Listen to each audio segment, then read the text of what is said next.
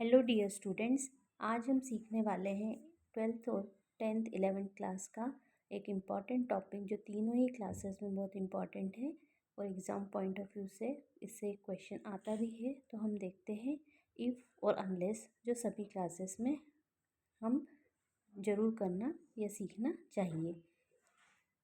If और unless दोनों ही हम बिल्कुल 2 मिनट में सीखेंगे।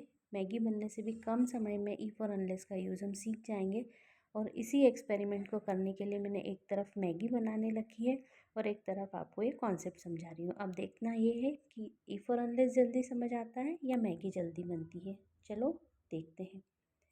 इफ़ का अर्थ होता है यदि, अनलेस का अर्थ होता है यदि नहीं। अब हम देखते हैं, थोड़ा सा मैथ्स लगाते हैं।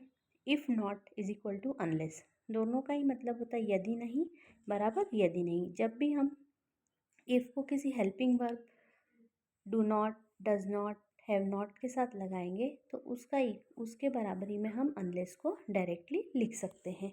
अब हम इसे कुछ एग्जांपल्स के साथ समझते हैं।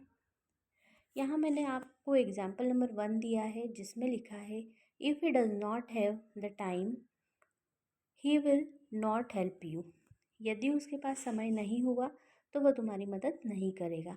अब हमें इस इफ़ को अनलेस से रिप्लेस करना है। तो सबसे पहले हम देखेंगे कि ये जो इफ़ डज़ नॉट है, इफ़ डज़ नॉट जो है वो अनलेस के बराबर है। तो हमको कुछ नहीं करना है, इफ़ डज़ नॉट को रिप्लेस कर देंगे या हटा देंगे और उसके प्लेस पे हम लिख देंगे unless he has time he will not help you. अर्थ वही हो गया। इफ़ डज़ नॉट का मतलब होता है यदि नहीं, और हमने अनलेस लगा दिया तो भी वही अर्थ हो गया। यदि उसके पास समय नहीं हुआ तो वो तुम्हारी मदद नहीं करेगा। सेकेंड सेंटेंस देखते हैं।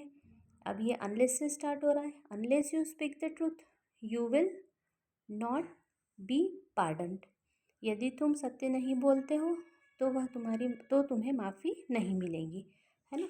अब चूँकि ये प्रेजेंट, दोनों ही सेंटेंस प्रेजेंट सिंपल टेंस के थे, इसलिए वहाँ डज़ नॉट लिखा था इफ़ के साथ।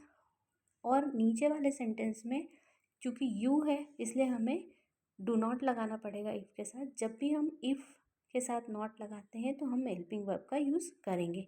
अब अनलेस को रिप्लेस करना है इसलिए इफ़ डू नॉट लगाएंगे। If you don't speak the truth you will not be pardoned. ठीक है, यदि तुम सत्य नहीं बोलते हो तो तुम्हें माफ़ी नहीं मिलेगी। यहाँ हमेशा एक बात ध्यान रखने लायक है कि जब भी कभी सेकेंड सेंटेंस फ्यूचर टेंस का होता है तो पहला वाला सेंटेंस हमेशा प्रेजेंट टेंस में आपको मिलेगा। इतनी सी बात ध्यान रखोगे तो सेंटेंस को जल्दी से सॉल्व कर लोगे। अब आपकी प्रैक्टिस के लिए मैंने कुछ सेंटेंसेस दिए हैं। इन सेंटेंसेस को आप अपने आप से सॉल्व करोगे। कोई दिक्कत आती है तो मुझे कमेंट करो और आंसर्स भी मुझे कमेंट बॉक्स में लिख कर बताओ। Thank you and have a nice day. All the best.